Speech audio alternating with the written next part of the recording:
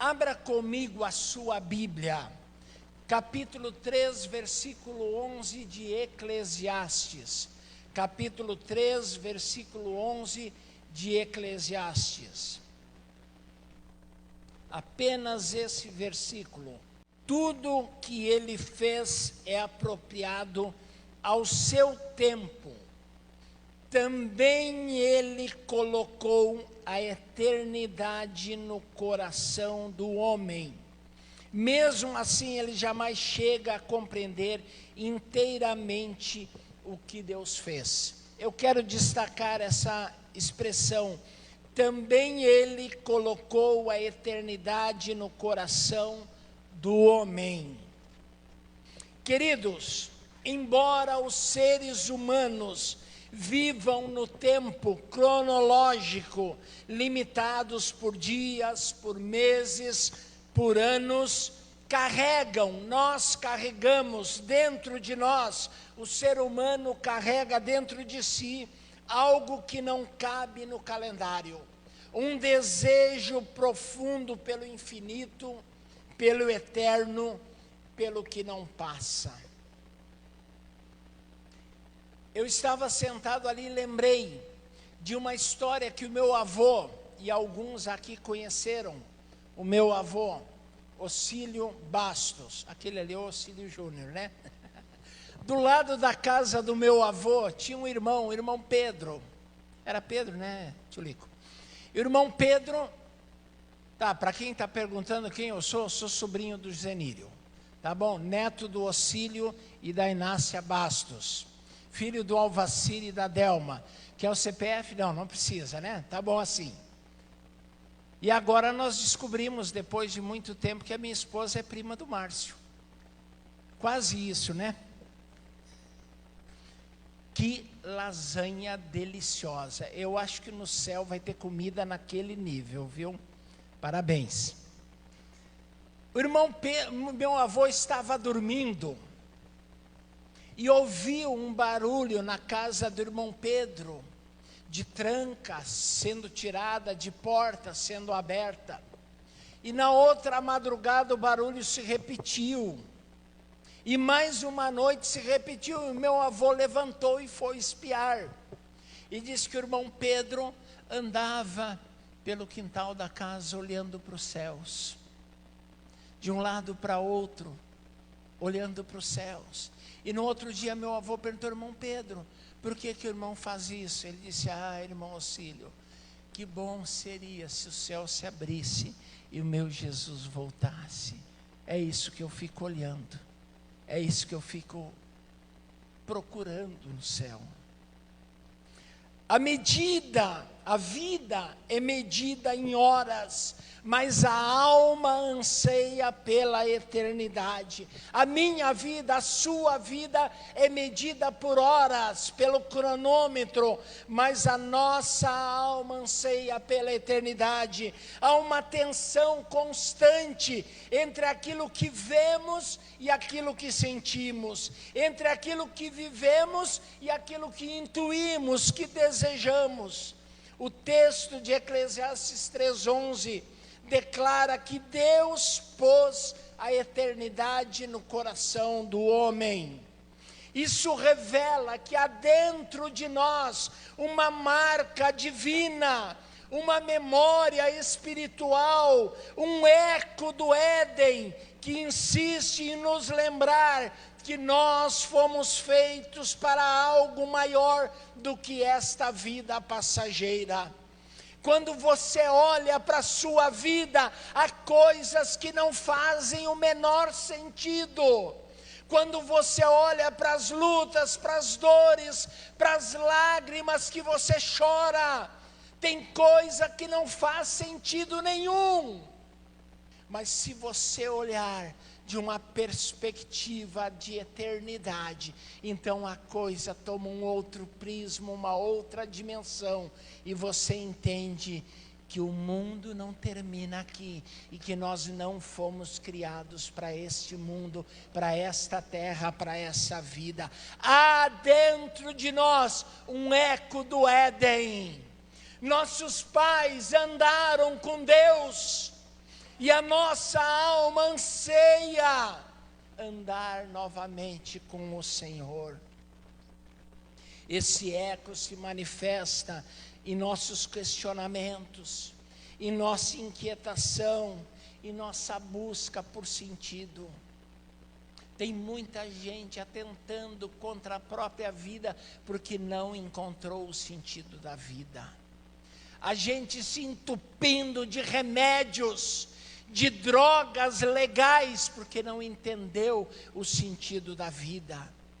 Há pessoas usando drogas ilícitas, se embriagando porque não encontraram o sentido da vida. Enquanto você olhar aqui para baixo, você não vai encontrar sentido nenhum. Porque o que acontece é que dentro de nós existe uma memória espiritual, que nós fomos criados por Deus e para Deus, e enquanto não tornarmos para Ele, não haverá sentido para nós. Nada neste mundo, por mais belo ou grandioso que seja, consegue completar, preencher o interior do ser humano. Conquistas, bens, reconhecimento, prazer, essas coisas trazem satisfação temporária, passageira, com curto prazo de validade. Por quê? Porque falta algo. Nós fomos projetados para o eterno e não para o temporário. Nós fomos projetados por Deus para viver a eternidade e não essa vida. O jesuíta francês Pierre Teilhard de Chardin, ele disse: não somos seres humanos buscando uma experiência espiritual, nós somos seres espirituais vivendo uma experiência humana. Essa afirmação nos conduz a uma compreensão mais profunda da existência. Nós não estamos indo em direção à eternidade, nós já carregamos a eternidade, nós já temos um senso de eternidade plantado pelo Criador dentro da nossa alma. É por isso que muita coisa não faz sentido, e às vezes você se sente cheio de saudade, mas não sabe do quê. Não sei, tem um vazio, uma saudade, uma melancolia. Está faltando algo, está faltando você se conectar com a vida eterna e com o Deus que nos deu e nos criou para a vida eterna. Diante disso, a vida cristã, ela só pode ser compreendida em 3 dimensões fundamentais. A primeira se chama propósito, a segunda se chama projeto, a terceira se chama perspectiva. Essas 3 dimensões conectam o tempo e a eternidade e dão sentido pleno à existência. Primeira coisa, primeira dimensão, propósito. Qual é o nosso propósito? Adorar a Deus. Para que fomos criados? Para adorar a Deus. Nós nos conectamos ao eterno, que esse versículo cita, menciona aqui. Todo ser humano nasce com uma inclinação para Deus, com um anseio para Deus. Esse anseio se manifesta nas perguntas mais profundas da alma. De onde eu vim? Por que eu estou aqui? Para onde vou? Quem aqui nunca fez essas perguntas? Quem nunca, num momento de reflexão profunda, nunca fez essas perguntas? De onde eu vim? Por que eu estou aqui? Para onde eu vou? Queridos, deixa eu contar uma coisa para vocês. Ninguém nasce ateu. Em nenhum povo do mundo, em nenhum lugar desse planeta, uma pessoa nasce ateia. Ninguém nasce ateu. O coração humano, em essência, busca por algo maior, por algo transcendente, por algo eterno. Não existe ateu de nascença. Ateísmo se aprende, e às vezes aprende com experiências ruins, com más influências, com escolhas erradas, mas o impulso natural do ser humano é espiritual e é voltado para Deus. Nós nascemos para nos relacionar com Deus. Dostoiévski, o maior escritor russo, ele disse: existe no homem um vazio do tamanho de Deus. Blaise Pascal, filósofo, ele disse quase igual: existe no homem um vazio em forma de Deus.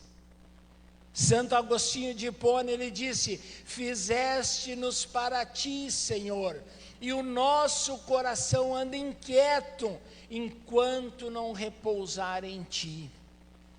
E o salmista, no Salmo 42, diz: como a corça anseia pelas correntes de água, a minha alma anseia por ti, ó Deus. Essas declarações, atravessando séculos, convergem numa mesma verdade, que o ser humano só encontra descanso verdadeiro em Deus. Não é nem na religião, é em Deus. Religião é estrutura humana, é criação humana. Nós precisamos viver a verdadeira e bíblica espiritualidade, que é um relacionamento com Deus, que é vida com Deus, que é caminhar com Deus. Fora dele a inquietação, nele a plenitude. Nós nascemos para adorar a Deus. Eu e você estamos aqui para adorar a Deus. E meus queridos, adoração não é um momento no culto dominical. Adoração não é um momento no culto. Adoração é essência. E às vezes a gente perde essa essência. Você é adorador em todos os momentos, em todos os lugares. Você é adorador tempo integral. Já fica aqui, ó, fica aqui para me ajudar, senão não vai funcionar. Queridos, nós nascemos para adorar a Deus de tempo integral. Nós tivemos um culto de adoração. A minha vida tem que ser um culto de adoração. Hoje às 18 horas nós vamos adorar a Deus. Não, eu adoro a Deus em todo tempo, em todo lugar. Eu não dependo do templo, eu não dependo do culto, eu não dependo da estrutura para adorar a Deus. Eu dependo unicamente de vida e vontade para adorar a Deus. E às vezes nós esquecemos isso, mas eu e você nascemos para adorar ao Senhor e para chamá-lo de Pai. Estou voltando para a essência da adoração, e a essência és tu, a essência és tu, Senhor.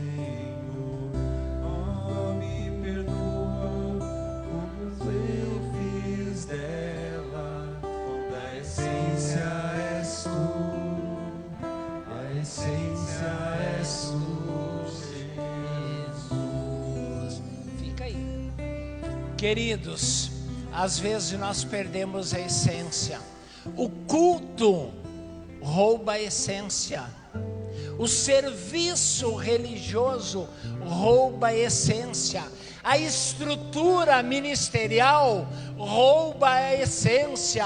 A nossa essência é adorar ao Senhor. A nossa essência é adorar a Deus. A nossa essência foi perdida por muitas coisas, inclusive pela religiosidade, mas nós precisamos voltar. Adoração não é apenas um ato externo, é uma condição interna, é uma condição da alma. Adorar é reconhecer quem é Deus e responder a isso com toda a nossa vida. Adoração é viver para Deus, é depender de Deus, é exaltar a Deus em todas as áreas da existência. Eu nasci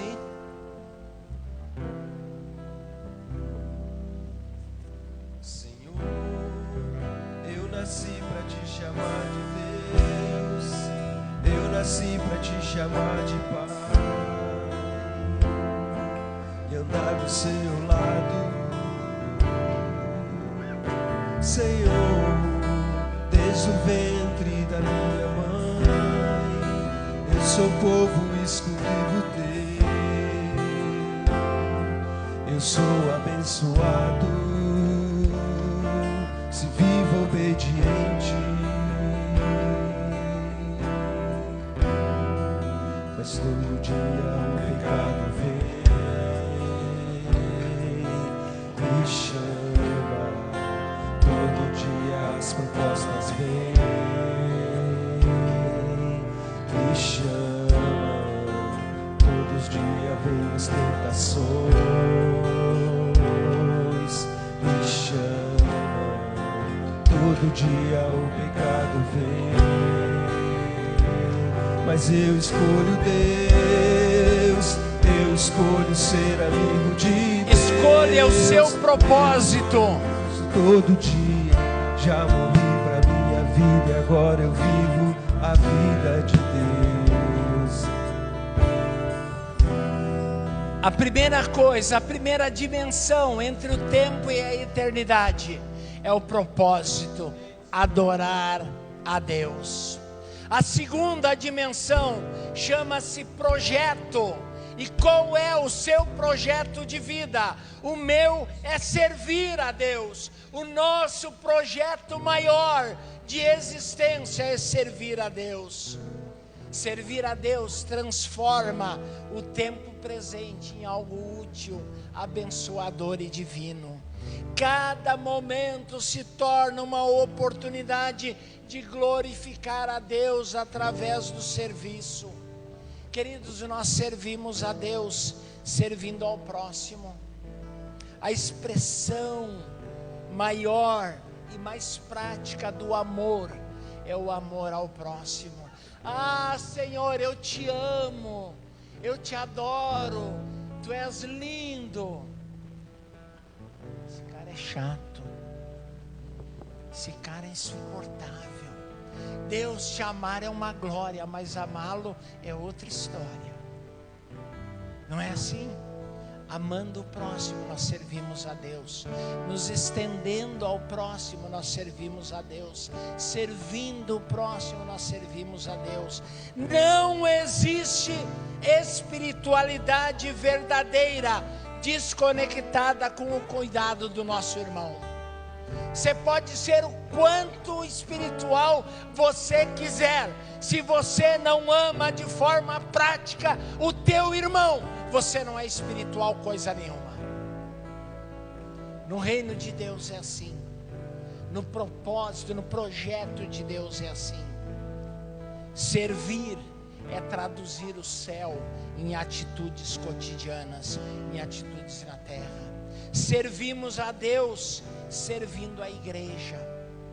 Quando nós trabalhamos na obra do Senhor, nós estamos servindo a Deus. A igreja é o corpo de Cristo na terra. Servi-la é participar do que Deus está fazendo no mundo. Queridos, eu estou no pastorado há 40 anos. Eu conheço um monte de gente, conheci ao longo desses 40 anos um monte de gente procurando cargos e títulos.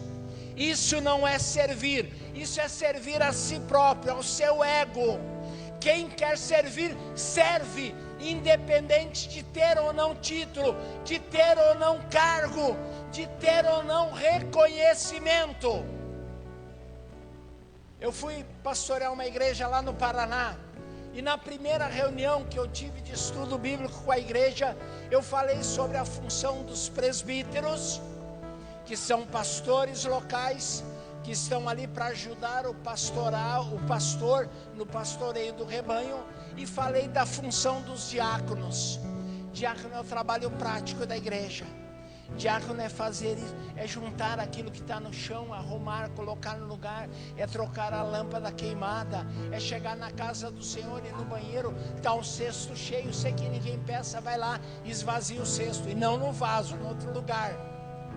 E aí o irmão levantou e disse: pastor, Desse jeito ninguém vai querer ser diácono na igreja. Não tem problema, Deus levanta aqueles que Ele escolheu. Nós não precisamos de título para servir ao Senhor. Servir na igreja, cada dom, cada talento, cada habilidade foi dado a você para edificação do corpo. Deus não colocou você no altar cantando, tocando ou pregando para você ser exaltado, mas para Ele ser glorificado. É por isso que você está aqui nesse altar. E se não for para isso, desça em nome de Jesus, que você não vai ser bênção, muito pelo contrário. Tudo que você tem foi dado por Deus para servir a Ele e a igreja. Nós servimos a Deus anunciando o Evangelho, pregando a palavra de Deus. Na igreja lá em São Lourenço do Sul, eu tenho ensinado os irmãos, tenho falado sobre isso. Nós não criamos nenhum evento evangelístico. A igreja não sai para distribuir folhetos, a igreja não sai para fazer culto ao ar livre, a igreja não faz passeata, carreata, marcha, manifestação. Mas eu tenho ensinado os irmãos que aonde eles estão, no dia a dia, ali eles são testemunhas do poder de Deus. No lar, na vizinhança, no trabalho, na escola. Evangelismo não é um evento, é um estilo de vida para servir a Deus. Não é um evento para tirar fotos e postar nas mídias da igreja. É uma coisa que você faz todos os dias, quando ninguém está vendo. Uma das últimas vezes que eu estive aqui, acabou o culto, fomos para a casa pastoral. O pastor Jonathan disse para mim: Delva, encomendei umas pizzas, vamos lá buscar? Vamos. Saímos, fomos na pizzaria, ele entrou, ele que encomendou, ele que paga, né? Não vou pagar. Aí ele entrou para pegar as pizzas, pagar, e quando eu estava saindo, eu vi uma senhora na porta, perto de um jardim, e uma criança de colo vomitando, e a mãe segurando, e ela vomitando. Aquilo tocou no meu coração, e eu parei do lado dela e disse assim: senhora, o que está acontecendo? Eu posso orar pela sua filha? Deixa eu orar por ela. Jesus tem poder para curá-la instantaneamente. Ela olhou para mim, olhou para o marido assustada. Ele fez que sim. Eu orei por aquela criança e fui embora. Eu não sei o que Deus fez, eu tenho certeza que Ele interviu e que aquelas pessoas viram que por ali passou um homem de Deus. É isso que você tem que fazer em todo lugar. Fui comprar ração para o cachorro no pet shop da esquina. Cheguei lá, falei com o Marcelo, dono do pet shop, é Rio Grandino inclusive. Aí falei com ele: Marcelo, eu quero 20 quilos de ração, daquela que eu levo sempre. Ô meu amigo, você não te importa em pegar ali? Eu estou com uma dor no pescoço, eu estou com uma dor no ombro, eu não consigo fazer. Ela tomei 2 injeções, fui no massagista e não melhorou. Eu esqueci a ração, disse: Marcelo, eu quero orar por você. Jesus Cristo pode te curar. Posso orar? Pode sim. Coloquei a mão dele, não fiz gritaria, não pulei, não dancei, não caiu o fogo do céu. Orei pelo Marcelo, fui embora, peguei a ração, fui embora. 2 dias depois eu voltei lá no pet shop. Estava esperando você chegar. Não tomei mais nenhuma injeção, não fui no massagista. Antes do final do dia a dor tinha desaparecido. A tua oração, peraí Marcelo, não foi a minha oração, foi o Deus que eu sirvo, que te ama, que quis manifestar a sua glória para ti. Você pode fazer isso, é seu dever fazer isso. Você foi criado para esse propósito. Ah, mas eu não sou pastor, eu não sou evangelista, eu não sou nada. Deus sempre usou os nada para fazer tudo. Deus sempre usou quem se acha bom não é usado por Deus, porque ele não precisa de Deus. Mas quem acha que não é nada, esse Deus usa no dia a dia. Você foi chamado para servir a Deus. Servir a Deus é viver além de si mesmo. É entender que a vida não gira em torno de nós, mas ela gira em torno de um propósito maior. É entender que a nossa missão é algo dado por Deus para nós cumprirmos nesta vida. É Ele?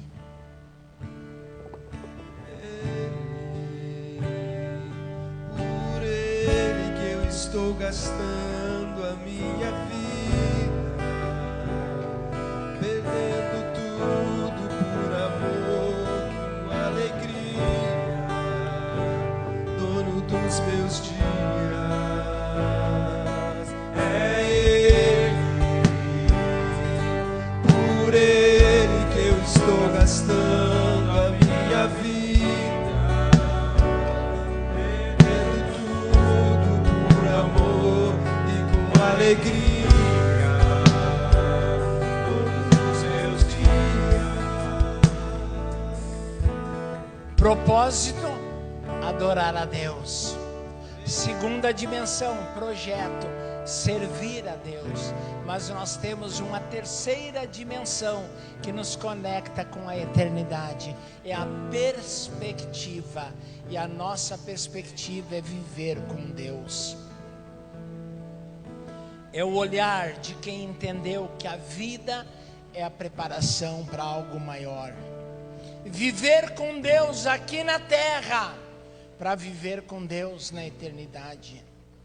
Não se trata apenas de esperar o céu, mas de viver em comunhão com Deus desde agora. É trazer o céu para a nossa igreja, mas é trazer o céu para a nossa vida, para a nossa casa, para o nosso lar, para o nosso dia a dia. Há um velho hino do cantor cristão: depois que Cristo me salvou, em céu o mundo se tornou. Lembram desse? Oh, aleluia, sim é céu. Como é que é? Não sabe? Oh, que batista é você, cara? Esqueci. Queridos, só os dinossauros sabem, né? Só os dinossauros.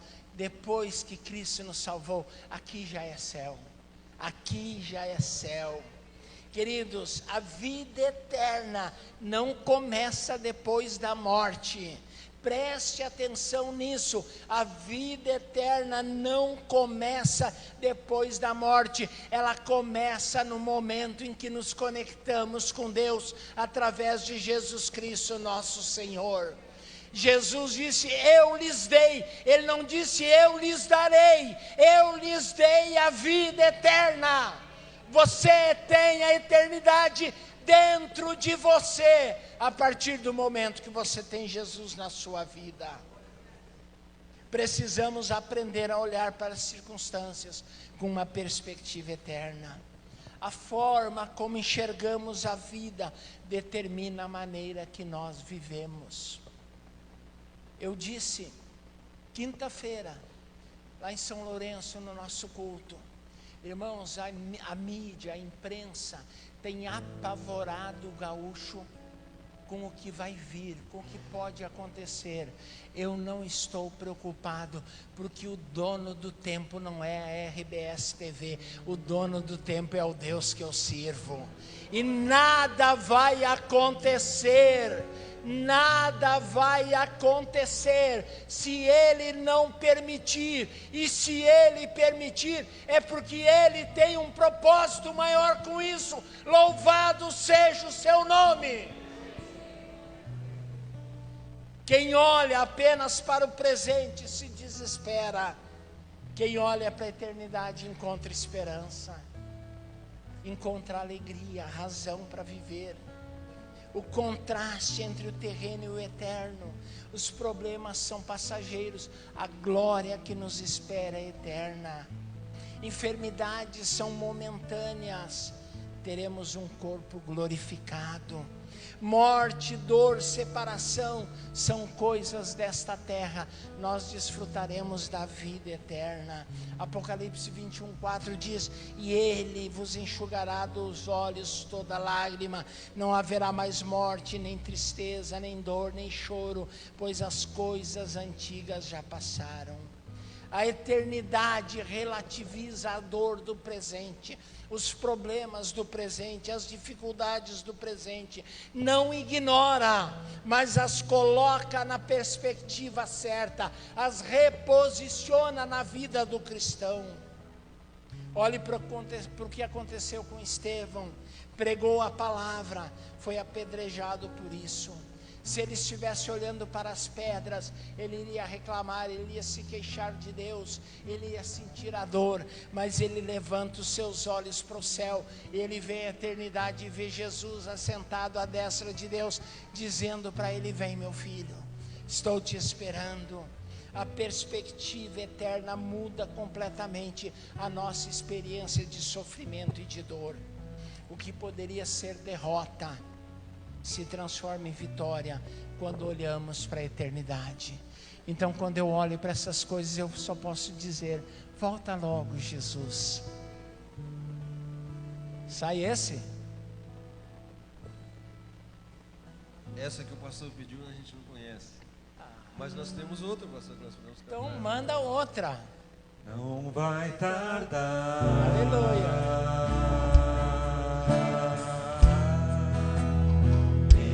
Está de voltar,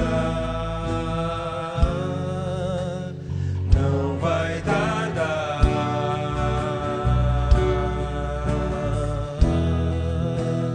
e veremos Jesus.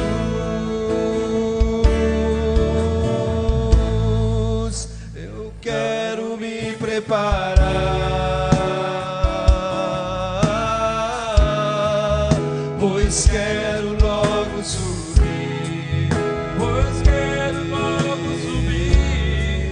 e quero junto a você lá no céu conversar com Jesus. E eu quero me preparar, pois quero logo subir, e quero junto a você lá no céu conversar com Jesus.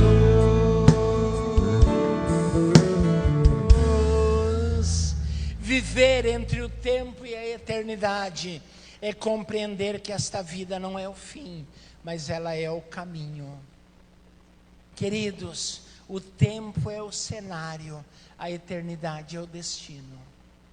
O tempo é o pano de fundo, a eternidade é o que nos aguarda, é o que nos espera. O propósito nos conecta com Deus. O projeto nos move em Deus. A perspectiva nos faz viver para Deus. Quando essas três dimensões se alinham, a vida deixa de ser vazia, de ser confusa, de ser sem direção, e passa a ser significativa, intencional e eterna em seu impacto. A grande questão não é quanto tempo você tem, mas como você está vivendo o tempo que você recebeu. A minha avó, vocês sabem disso, está com 105 anos. Eu brinco com os irmãos em São Lourenço que eu vou viver até os 107. Vou pastorear São Lourenço até os 97 anos. Vou comprar uma moto e vou sair viajar. Está rindo por quê? Eu creio. E eu tenho todo o tempo do mundo, eu tenho eternidade. E eu não vou passear de moto na eternidade, eu vou passear com Deus e com seus anjos na glória. Queridos, não importa quanto tempo você tem, quanto tempo você ainda terá de vida, o que importa é como você vai viver esse tempo que Deus te concede. Você está apenas existindo ou você está vivendo para a eternidade? Chegará o tempo em que o tempo cessará. Chegará o dia em que o tempo cessará, mas a eternidade restará para mim e para você, para todos aqueles que crerem no Senhor.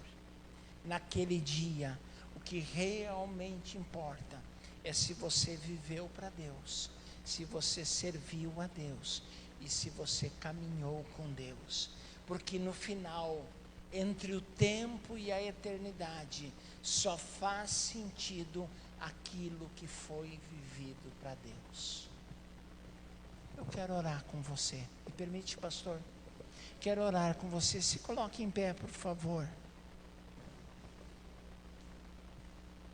Se você não tem vivido intensamente, comece a viver para Deus. Se a tua vida não faz sentido nenhum, se você entrou aqui essa noite pensando que seria mais um culto do mesmo jeito, sem graça, chato, o louvor estava bonzinho, animado, mas é tudo a mesma coisa, você está precisando se conectar com Deus.